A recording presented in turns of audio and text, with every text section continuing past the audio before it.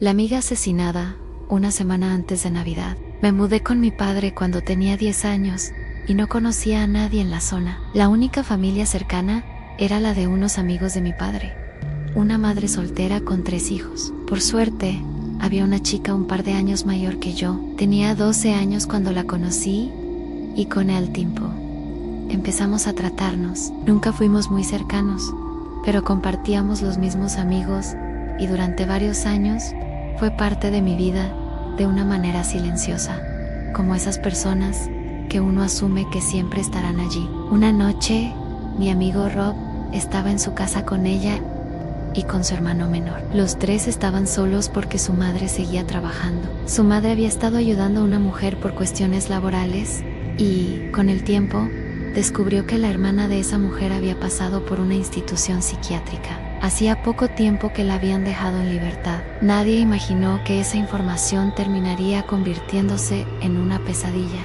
Aquella noche, alguien llamó a la puerta. Mi amiga creyó que era su madre, porque ella tenía una forma particular de tocar, y ese sonido parecía idéntico. Sin pensarlo, abrió de inmediato. Rob no debía estar allí, y, al escuchar que alguien entraba, escapó por la ventana y corrió hasta su casa, unas calles más abajo. Pensó que simplemente había evitado meterse en problemas. Nunca sospechó que acababa de escapar de algo mucho peor. La persona que había entrado no era su madre, era la hermana de aquella mujer. Había averiguado la dirección de la casa y sabía exactamente a qué hora la madre estaría trabajando. Sabía que los niños estarían solos y sabía perfectamente lo que iba a hacer. A partir de ese momento, los detalles se vuelven insoportables y sinceramente me alegra no conocerlos todos. El hermano menor logró escapar y corrió hasta la casa de un vecino para pedir ayuda y llamar a la policía. Pero para entonces ya era demasiado tarde. El horror ya había comenzado dentro de esa casa. Una semana antes de Navidad, mi amiga fue brutalmente asesinada. La mujer la decapitó, dejó su cuerpo desnudo dentro de la bañera y escondió su cabeza en algún lugar de la casa. La policía tuvo que revisar incluso los regalos de Navidad para encontrarla. Todavía hoy, no sé exactamente dónde apareció y no quiero saberlo. Yo era apenas un niño y no me permitieron asistir al funeral.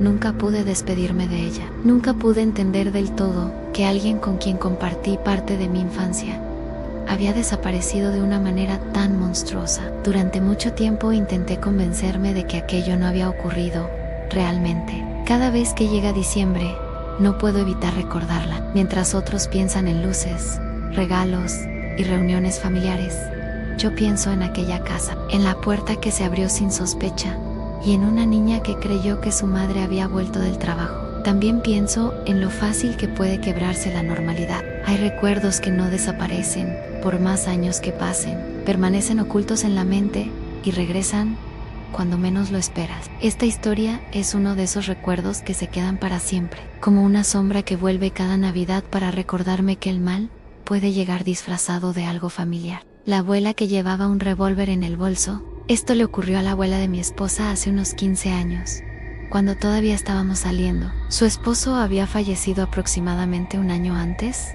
y para mantenerse activa y acompañada, ella comenzó a trabajar como voluntaria en una biblioteca. Le hacía bien salir de casa, sentirse útil y no quedarse sola con sus pensamientos. Era invierno en el sur de Texas. La biblioteca cerraba a las 5 de la tarde y cuando terminaba sus tareas, ya comenzaba a oscurecer. Aquel día, otra voluntaria le ofreció llevarla hasta su casa, pero ella rechazó la oferta porque decía que necesitaba mantenerse en forma. El trayecto era de poco más de 1 kilómetro y atravesaba una zona ligeramente boscosa. A mitad del recorrido, notó que alguien caminaba detrás de ella.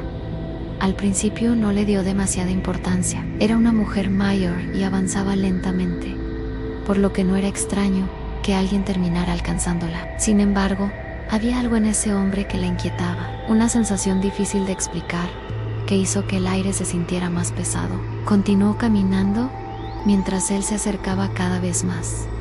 Llegó un momento en que estaba tan cerca que ella podía sentir su respiración en la nuca. Al frente ya podía ver la entrada de su casa, donde había dejado las luces encendidas para que pareciera que alguien la esperaba adentro. Solo necesitaba avanzar unos cuantos metros más. Cuando estaba a unos 50 metros de la puerta, sintió una mano fuerte sobre su hombro. Una voz fría le susurró al oído que no se volteara y que entregara su bolso o la cortaría. Ella se detuvo por un instante, dio un paso hacia adelante y giró sobre sus talones con una rapidez inesperada. Del interior de su bolso, sacó un revólver calibre 38 que siempre llevaba consigo. Sin dudar, disparó una sola vez. La bala impactó directamente en el cuello del asaltante, que cayó al suelo gravemente herido. Todo ocurrió en cuestión de segundos. El hombre sobrevivió, pero pasó los siguientes 5 años en un hospital penitenciario. Finalmente murió debido a las complicaciones provocadas por aquella herida.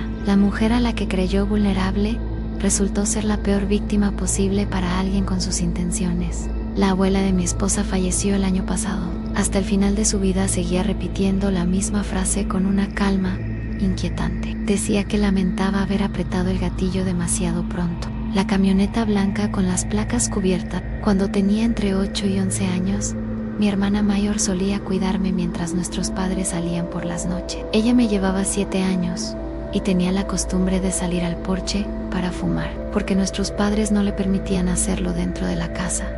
Yo siempre la acompañaba. Jugaba cerca de ella, la molestaba y pasaba el tiempo sin imaginar que alguien nos observaba desde la oscuridad. Una noche, mi hermana notó un vehículo estacionado al final del camino de entrada. Era una camioneta deportiva blanca con un portabicicletas en el techo y con los vidrios más polarizados que había visto en su vida. No se podía distinguir absolutamente nada en el interior. El vehículo permaneció inmóvil mientras ella fumaba y cuando regresó a la casa, avanzó hasta el estacionamiento de una iglesia cercana y esperó allí en silencio. La escena se repitió una y otra vez. Cada vez que mi hermana salía para encender un cigarrillo, la camioneta aparecía y se detenía a observarla. Si yo no salía con ella, miraba desde la ventana principal y veía el mismo vehículo quieto al final del camino, como si su conductor estuviera estudiando cada uno de nuestros movimientos. Nadie sabía quién estaba al volante ni qué quería. Mi hermana se lo contó a mi padre, que en ese entonces trabajaba como sheriff. Él avisó a la policía y presentó una denuncia formal. Los agentes revisaron la zona, pero la camioneta desapareció antes de que pudieran verla. Durante varios meses no volvió a aparecer y poco a poco empezamos a creer que todo había terminado. Sin embargo, alrededor de 9 meses después del primer avistamiento, el vehículo regresó. Ya habían pasado 4 meses desde la última vez que lo vimos, y su reaparición confirmó que nunca se había tratado de una coincidencia. Volvió a convertirse en una presencia constante, silenciosa, inmóvil y siempre dirigida hacia mi hermana. Una noche estábamos otra vez solos en casa cuando la camioneta se estacionó en el mismo lugar. Mi hermana decidió que ya no soportaba seguir viviendo con ese miedo. Me ordenó que me quedara en el garage y comenzó a caminar hacia el vehículo. Avanzó varios metros por la entrada, decidida a descubrir quién nos estaba vigilando. Pero a mitad del trayecto algo cambió. Años después, nos confesó que sintió un terror absoluto, una certeza inexplicable de que si daba un solo paso más, moriría. Quedó paralizada por el miedo. Sin necesidad de ver el rostro del conductor, supo que se encontraba frente a un peligro real. Dio media vuelta y regresó corriendo al interior de la casa. El episodio definitivo ocurrió cuando el automóvil familiar estaba en el taller y todos nos encontrábamos en casa. Mis padres estaban presentes esa noche. Mi hermana salió a fumar y, como si hubiera estado esperando ese momento, la camioneta apareció una vez más.